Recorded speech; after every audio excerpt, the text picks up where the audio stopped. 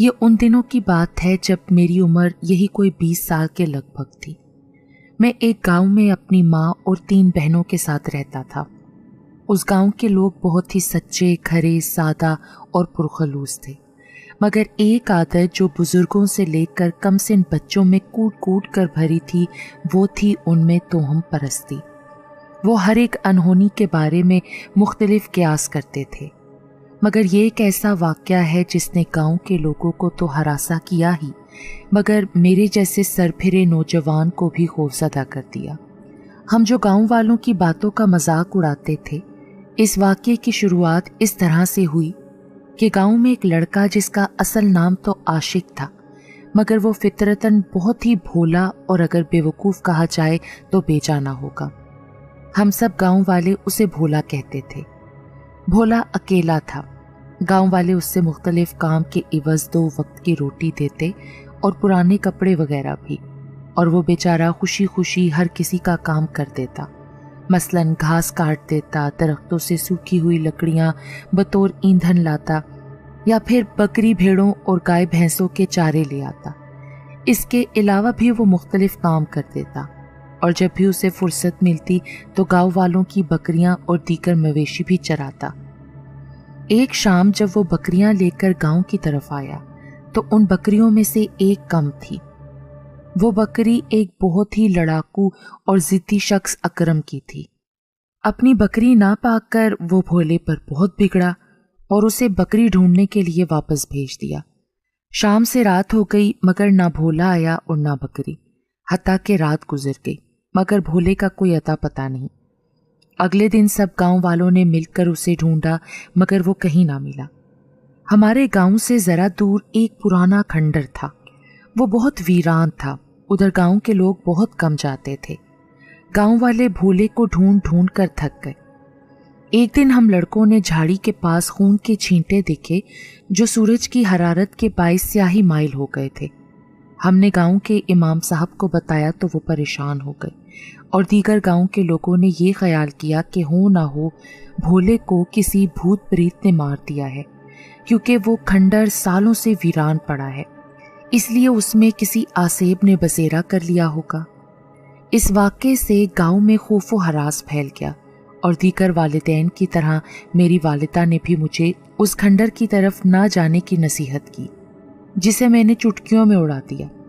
हम सब दोस्तों ने उस खंडर में जाने का पक्का इरादा किया, और जाहिर है अगर इस खतरनाक इरादे की खबर हमारे वालिदैन को हो जाती तो वो हमें घरों में बंद करने से कतन गुरेज ना करते, इसलिए हमने वहाँ छुप कर जाने का प्रोग्राम बनाया। जून की तपती और झुलसाती दोपहर में हम खंडर जाने के लिए तैयार हो गए। मैं यानी सलामत, जीरा, शीदा और सोमी, हम 4 लड़कों पर मुश्तमिल ये काफिला खंडर की जानिब रवां हो गया। इस कदर बिखरे हुए सूरज की आग उगलती दोपहर में हम लरसते कदमों और पसीना पसीना वजूद लिए आगे ही आगे बढ़ रहे थे, और हम उस खंडर के बिल्कुल नज़दीक पहुंच गए। वो कदीम खस्ता हाल खंडर जो यकीनन अपने दौर में बहुत ही मजबूत और खूबसूरत रहा होगा। लकड़ी का दरवाज़ा था जो कि बंद था। उस पर किसी किस्म का कोई भी ताला वगैरह न लगा था, मगर जब हमने उस दरवाजे को अंदर की तरफ धकेला तो हमें पसीना छूट गया। बिला आखिर हम चारों ने मिलकर उस दरवाजे को खोल दिया। एक ज़ोरदार आवाज़ के साथ वो दरवाज़ा खुला और खामोश फिज़ा में ज़ोरदार आवाज़ उभरी। फिर वही सकूत छा गया। जैसे ही हम दरवाज़ा खोलकर अंदर दाखिल हुए, एक अजीब दिल को मतला देने वाली बदबू ने हमारा इस्तकबाल किया। हमारे जहन में था कि जहाँ सालों से किसी ज़ीरू का गुजर ना हुआ हो, उस जगह मकड़ी के बेशुमार जालों, गंदगी और गलाजत का ढेर होगा। मगर हैरत अंगेज तौर पर वो हॉल नुमा सारा खंडर बेहद साफ था। यूं लगता था कि जैसे कोई अभी अभी उसकी सफाई करके गया हो। खंडर की दीवारों पर बड़े अजीब किस्म के चेहरे बने हुए थे, रंग बरंग के इंसानों की बदहैयत तस्वीरें। फर्श पर लातादाद छोटे छोटे मिट्टी के प्याले नुमा चराग रखे थे। मैंने महसूस किया कि खंडर में फैली नागवार बू इन्हीं चरागों की बदौलत है। हमारे दिल में जो खौफ, डर कुंडली मार कर बैठा था, अब वो कदरे ज़ाइल हो गया। हम चारों हैरत से घूम फिर कर उस खंडर को अब देख रहे थे। खंडर में कहीं भी भोले का कोई निशान न था। न जाने वो गरीब कहाँ गायब हो गया था। ये बात सोचते और करते हम चारों खंडर के दरवाजे को दोबारा से अच्छी तरह बंद करके वापस आ गए। घर वापस आकर मैंने कुछ भी जाहिर ना होने दिया और मामूल के मुताबिक दिन गुजर गया। शाम के बाद मैंने रात का खाना खाया, हस्बे मामूल रेडियो पर अपना पसंदीदा प्रोग्राम सुनता रहा। अम्मी और मेरी तीनों बहनें सो गईं तो मैं भी रेडियो बंद करके सोने की कोशिश करने लगा। चूँकि गर्मी का मौसम था इसलिए हम सब सहन में चारपाइयाँ बिछाकर सोते थे। मेरी चारपाई के साथ ही बाजी छोटी सी मेज़ पर पानी रख देती थी ताकि रात में किसी को प्यास लगे तो वो उठकर पानी पी ले। पास ही मैंने अपना रेडियो भी रख दिया। अभी मैंने दूसरी तरफ करवट ही ली थी कि रेडियो पूरी शिद्दत से ऑन हो गया। मैंने करंट खाकर पीछे मुड़कर देखा और जल्दी से उठकर उसे बंद कर दिया। मेरा दिल बुरी तरह से धड़क रहा था। फिर सोने के लिए लेट गया। लाशौरी तौर पर मेरा ख्याल रेडियो में ही अटका था कि अब बजे के तब बजे, मगर जब काफ़ी देर गुजर गई तो मुझे कतरे इत्मीनान हुआ और मैं फिर सोने की कोशिश में लग गया। अभी मुझ पर गनूद की तारी हुई थी कि एक बार फिर रेडियो की आवाज़ अंधेरे और खामोश रात में गूंज उठी। मेरा दिल बुरी तरह से लरस गया। मैं सटपटा के उठ बैठा। डरते डरते एक बार फिर उसे बंद किया। मैं बुरी तरह कांप रहा था। मेरा रुआं रुआं लरज रहा था। हैरत अंगेज तौर पर मेरी अम्मी और बहनें गहरी नींद सो रही थीं, जैसे उन्हें तो कोई आवाज़ ही ना आई हो। हालांकि ज़रा से खटके की आवाज़ पर मेरी अम्मी की आंख खुल जाती थी, तो रेडियो की फुल आवाज़ पर वो क्यों ना जागी। खैर, सोचते और लचते मैं फिर सोने की कोशिश करने लगा, मगर अब मुझे ऐसा लग रहा था कि जैसे मेरे सरहाने कोई बम रखा है जो किसी भी लम्हे फट सकता है। फिर न जाने कब मैं सो गया। सुबह मेरी आंख उस वक्त खुली जब सूरज की आसमान पर राजधानी थी। दिन का उजाला पूरी तरह फैल चुका था। धूप हमारे कच्चे सहन में दबे पांव आती जा रही थी और बावर्ची खाने में बर्तनों की आवाज़ें आ रही थीं। मेरा सबसे पहला ख्याल ऑन होते रेडियो की जानिब गया, मगर कोई भी मुनासिब सिरा मेरे हाथ न लगा।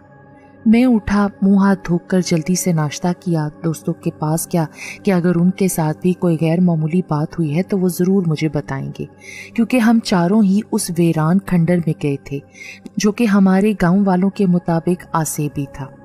मगर उन तीनों में से किसी ने भी कोई इस किस्म की बात न की तो मैंने भी उन्हें बताना मुनासिब न समझा और कुछ देर के बाद घर वापस आ गया। इसके बाद एक हफ्ता बिल्कुल खैरियत से गुजर गया। कोई भी ऐसी बात ना हुई जिससे मैं खौफ और परेशानी का सामना करता। हमारे गांव के नज़दीक ही एक और गांव था जहां मेरी अम्मी की मुंह बोली बहन का जेठ फोत हो गया था। अम्मी का जाना ज़रूरी था। अम्मी के साथ मैं भी वहां गया। नमाज जनाजा के बाद अम्मी ने मुझसे कहा कि मैं घर वापस चला जाऊं क्योंकि वो 2 दिन रुकेंगी। मैंने हामी भर ली और अपने घर वापस आ गया। दोनों गांवों के दरमियान फासला ज़्यादा नहीं था और बाकी दिनों की निस्बत मौसम भी काफ़ी खुशगवार था, इसलिए पैदल ही चलता हुआ मैं अपने घर की जानिब रवां था। रास्ते में हमारे गांव का कब्रिस्तान था। मैं वहां से गुजर रहा था कि अचानक वहां स्याह लिबास में मलबूस एक वजूद को देखकर मैं बुरी तरह चौंका। उसकी पुश्त मेरी जानिब थी और मैंने अंदाज़ा लगाया कि वो कोई औरत थी। उसके स्याह बाल उसके लिबास जैसे थे जो उसकी कमर पर लहरा रहे थे। कौन हो? मैंने उसे आवाज़ दी, मगर उसने पीछे मुड़कर न देखा, ना ही कोई जवाब दिया, बल्कि सीध में चलने लगी। तो फितरी तजस्सुस के हाथों मजबूर होकर मैं भी उसके पीछे चल पड़ा, क्योंकि मेरा मकसद ये मालूम करना था कि वो कौन है, इस कब्रिस्तान में क्या कर रही है। वो औरत सामने ही चलती जा रही थी। ये देखकर मैं पूरी तरह चौंका, क्योंकि उसका रुख खंडर की जानिब था और वो आगे ही आगे चलती जा रही थी। अब वो उस आसेबी खंडर से फासले पर थी। मैं भी उसके पीछे था। एकदम से मैंने ठोकर खाई। खुद को संभालने की मैंने बहुत कोशिश की और मैंने अपने आप को संभाला। साथ ही नीचे देखा कि मुझे किस शय से ठोकर लगी है, मगर ज़मीन बिल्कुल साफ थी, लेकिन मुझे पाँव पर बड़ी जोर की चोट लगी थी। दर्द की लहर इस कदर तेज थी कि एक लम्हे के लिए उस पुरअसरार औरत का ख्याल मेरे जहन से निकल गया। اور جب یاد آیا کہ میں کسی عورت کا پیچھا کرتے ہوئے یہاں تک آیا تھا تو فوراً الرٹ ہو گیا، مگر اب وہاں میرے علاوہ اور کوئی موجود نہیں تھا۔ کھنڈر کا دروازہ بھی ہنوز بند تھا اور ارد گرد دور تک ویرانہ تھا۔ میں نے کھنڈر کے چاروں طرف دیکھا مگر مجھے وہ عورت دکھائی نہ دی۔ پھر میں تھک ہار کر اپنے گھر واپس آ گیا، مگر میرے ذہن سے اس عورت کا نظر آنا پھر ایک دم سے غائب ہو جانا فراموش نہ کر سکا۔ پھر تو اس کے بعد کھنڈر کے پاس جانا میرا روز کا معمول بن گیا۔ یہ الگ بات ہے کہ میں اسے کھولنے اور اندر جانے کی ہمت نہ کر پاتا تھا۔ ایک روز میں کسی وجہ سے کھنڈر نہ جا سکا تو سارا دن عجیب سی بے چینی مجھے رہی۔ جانے کیوں مجھے محسوس ہو رہا تھا کہ جیسے کوئی مقناطیسی کشش مجھے اپنی طرف کھینچ رہی ہے، اور پھر مجھ پر جیسے میرا اپنا اختیار نہ رہا ہو اور میں کھنڈر کی جانب کھنچا چلا گیا۔ اور میں اس وقت چونکا جب مجھے کسی نے میرا نام لے کر پکارا۔ میں نے گردن موڑ کر آواز کی سمت دیکھا تو مسجد کے پیش امام صاحب مجھ سے کچھ کہہ رہے تھے، پر مجھے کچھ سنائی نہیں دے رہا تھا۔ بس امام صاحب کا چہرہ کسی دھندلی تصویر کی مانند لگ رہا تھا۔ پھر جیسے میرے اعصاب پر حاوی وہ غیر مرئی قوت اتر گئی تو ایک دم سے مجھے ہر شے واضح دکھائی دینے لگی۔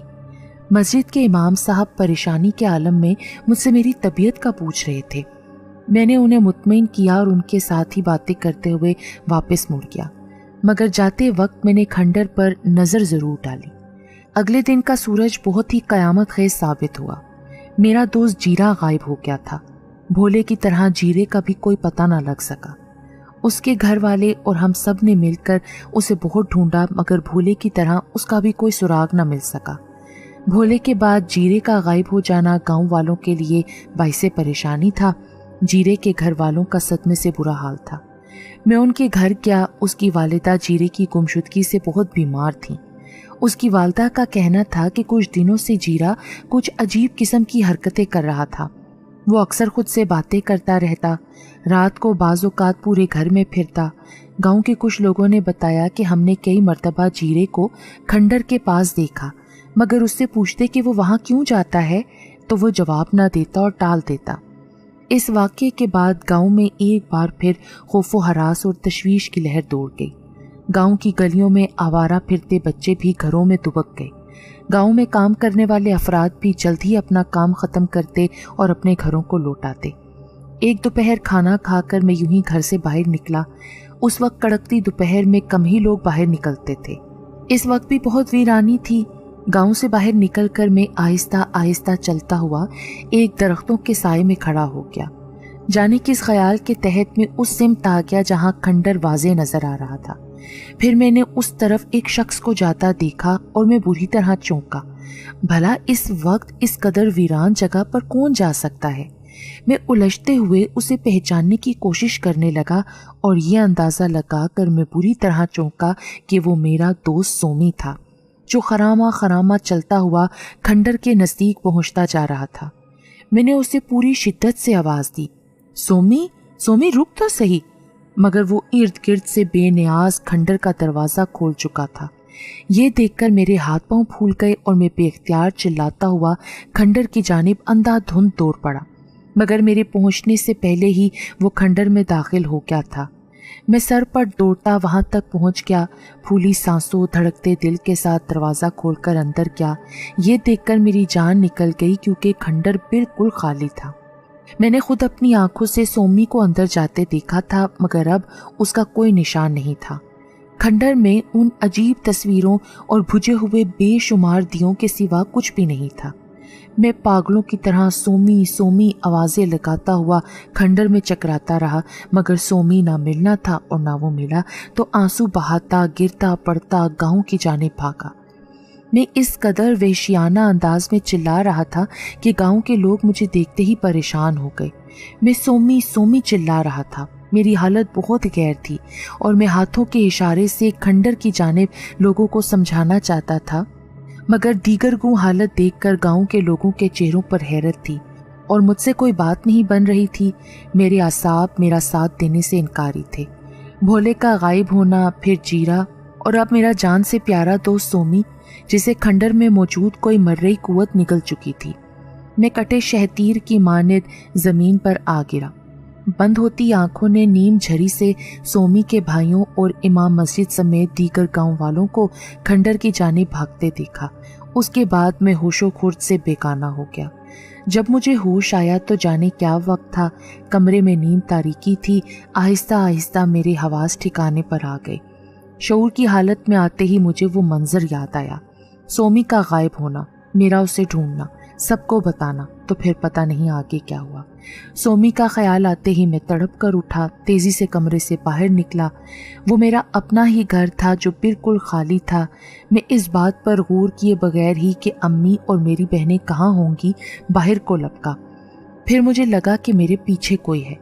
इसी एहसास के तहत मैंने मुड़कर देखा और खड़ा का खड़ा रह गया। स्याह लिबास में मलबूस वही औरत थी जो कब्रिस्तान में मुझे नजर आई थी। अब भी उसकी बालों से ढकी पुश्त मेरी तरफ थी। कौन? मैंने लरसती आवाज में उसे मुखातिब किया। वो धीरे से मुड़ी और मेरे सामने आ गई। उसके स्याह लंबे बालों ने चेहरे के बाएं हिस्से को मुकम्मल तौर पर ढांप रखा था और चेहरे का दायां हिस्सा बेहद हसीन था। उसकी स्याह आंख मुझ पर मरकूज थी और जो मैंने उसकी आंख में झांका तो न जाने मुझे क्या हो गया। मैं मबहूत होकर रह गया। इससे पहले कि मैं कुछ कहता या वो कुछ बोलती, मेरे पीछे से दरवाज़ा एकदम बजा। मैंने बेख्तियार गर्दन मोड़कर पीछे देखा, फिर अगले ही लम्हे उस जानिब देखा जहां वो पुरस्कार औरत खड़ी थी। ये देखकर मेरी सांस लम्हा भर को रुक गई कि अब वो जगह बिल्कुल खाली थी। वहां कोई औरत तो क्या, कोई निशान भी न था। दरवाज़ा एक बार फिर बजा, फिर मैं जैसे होश की दुनिया में वापस आ गया। अचानक दरवाज़ा खोला। मोहल्ले का एक बच्चा पेश इमाम साहब का पैगाम लाया था कि मुझे इमाम साहब बुला रहे हैं। ये सुनते ही मैं चलता हुआ मस्जिद के पास बने हुजरे में चला आया, जहां इमाम साहब अक्सर औकात गांव के लोगों को अल्लाह और उसके रसूल सल्लल्लाहु अलैहि वसल्लम की बातें बताया करते थे। इस जगह कई लोग पहले से ही बैठे हुए थे। बस एक चेहरा जो मुझे अनजान लगा वो एक बुजुर्ग का था। बैठो बेटा। मैं उन्हें सलाम करके बैठ गया। ये सैयद कमाल शाह हैं, इमाम साहब ने बुजुर्ग की तरफ इशारा करके मुझे बताया। मैंने उन्हें देखा, वो मुझे ही देख रहे थे। मेरे देखने पर मुस्कुराए। ये मेरे पीरो मुर्शिद हैं और खंडर का तिलिस्म तोड़ने आए हैं। तुम्हारी मदद की ज़रूरत पड़ सकती है। मेरी ज़रूरत? हाँ, सैयद साहब ने इस्बात में सर हिलाया। मैं रात में एक मखसूस अमल करूँगा, उसके लिए मुझे तुम्हारी ज़रूरत पड़ सकती है, मगर तुम घबराओ मत, ऐसा कुछ नहीं होगा जिससे तुम्हें नुकसान पहुँचे। शायद वो मेरी अंदरूनी कैफियत का अंदाज़ा लगा चुके थे, तभी मुझे तसल्ली देनी चाहिए। मैं भी उन्हें मुतमईन करने के लिए मुस्कुरा दिया। यह अलग बात थी कि मेरे अंदर की टूट फूट मुझे इस काम से रोक रही थी और मैं वो कैफियत समझने की कोशिश कर रहा था जो उस पुरस्कार औरत के देखने पर मुझे महसूस हुई थी। रात का वक्त था, आसमान चमकते तारों से भरा हुआ था। मैं बेचैनी से टहल रहा था। सारा गांव अंधेरे और सन्नाटे में डूब चुका था। मेरी नज़रें खंडर पर जमी हुई थीं और दिल में हल्का हल्का इज़्तिराब और बेचैनी करवटें बदल रही थी। मुझे नींद की शिद्दत बर्दाश्त से बाहर थी, मगर फिर भी मैं अपनी आंखों को मसलता हुआ खड़ा रहा। मुझे इंतज़ार सैयद साहब का था जिन्होंने मुझे यहाँ बुलाया था और ख़ुद अभी तक आए नहीं थे। मैं बददिल सा होकर घर जाने के लिए मुड़ा कि अचानक एक हेवला हरकत करता नजर आया। उसका रुख मेरी जानिब था। मैं आंखें फाड़ फाड़ कर उसे देखने लगा। वो करीब आकर रुका। चांद की मध्यम चांदनी में जो वजूद नजर आया वो सैयद साहब थे। आओ, वो ये कहते हुए खंडर की जानिब चलने लगे और मैं किसी रोबोट की मानद उनके पीछे चलने लगा और फिर हम खंडर के दरवाजे के सामने पहुंच गए। खंडर के दरवाजे के दोनों पट खुले थे। सैयद साहब अंदर दाखिल हो गए और मैं एक पल को रुक गया। मुझे महसूस हो रहा था कि कोई अनजानी कशिश मुझे अंदर की जानिब खींच रही है। मैंने धीरे से अपने कदम अंदर रख दिए। अंदर खंडर में अजीब सी महक फैली हुई थी। दीवारों के सामने रखे कितार में तमाम मिट्टी के दिए रोशन थे। दियों की जर्द रोशनी में खंडर का अंदरूनी मंजर बड़ा ही अजीब था। दीवारों पर लगी तमाम तस्वीर बहुत ही हैबतनाक महसूस हो रही थी। मुझे लगा इन सब की खौफनाक आंखें मुझे घूर रही थीं। रोशन चिरागों के दरमियान स्याह लिबास में मलबूस वही औरत बैठी थी। उसके स्याह बालों ने आज उसका चेहरा नहीं ढांप रखा था। उसका चेहरा चिरागों की रोशनी में वाज़ेह था। उसके चेहरे का एक हिस्सा बेहद हसीन और दूसरा हिस्सा बेहद स्याह था। یوں جیسے بری طرح جھلس گیا ہو۔ زرد روشنی میں اس وقت اس کا چہرہ بہت ہی بھیانک لگ رہا تھا، اور حیرت کی بات یہ تھی کہ مجھے اس سے بالکل بھی خوف محسوس نہیں ہو رہا تھا۔ میں دھیرے دھیرے قدم اٹھاتا اس کے قریب پہنچا اور سامنے بیٹھ گیا۔ وہ مسکرائی۔ وہ کچھ کہہ رہی تھی، زبان میری سمجھ سے باہر تھی۔ ایسا لگتا تھا جیسے وہ کوئی منتر پڑھ رہی ہو۔ عجیب جادو تھا اس کی آواز میں۔ میرے ذہن پر غنودگی سی طاری ہو رہی تھی۔ میں مدہوش سا ہو رہا تھا۔ پھر میں نے دیکھا وہ ایک دم اٹھ کھڑی ہوئی اور مجھ پر نیند طاری ہو گئی، اور نیند کی حالت میں جیسے میں کوئی خواب دیکھ رہا تھا۔ پھر وہ چیخنے لگی اور کوئی اس پر کچھ پھینک رہا تھا۔ پھر وہ ایک دم دھواں بن گئی۔ بہت سی آوازیں سنائی دے رہی تھیں۔ پھر کوئی مجھ پر جھکا، اٹھ جاؤ۔ اس آواز کے ساتھ جیسے بہت ساری بوندیں مجھ پر پڑنے لگیں۔ ننھی ننھی بوندیں میرے چہرے پر برس رہی تھیں، اور میں اپنی آنکھیں ملتا ہوا اٹھ کر بیٹھا۔ میرے سامنے سید صاحب ہاتھ میں پانی کا گلاس لیے کھڑے تھے اور مجھے ہوش میں لانے کے لیے پانی کا چھینٹا میرے چہرے پر ڈال رہے تھے۔ شکر ہے تم ہوش میں آ گئے۔ اب میرا ذہن آہستہ آہستہ بیدار ہو چکا تھا۔ تمام واقعہ ایک بار پھر مجھ پر واضح ہوا۔ تو کیا وہ سب حقیقت تھا؟ عورت کے سامنے بیٹھنا، پھر مجھ پر نیند کا غلبہ ہونا، سید صاحب کا اس عورت کو قابو میں کرنا۔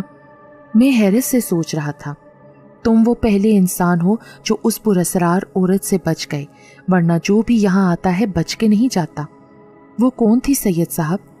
وہ ایک مذہبی پیشوا کی بیٹی تھی جسے کالا علم سیکھنے کا بے حد شوق تھا۔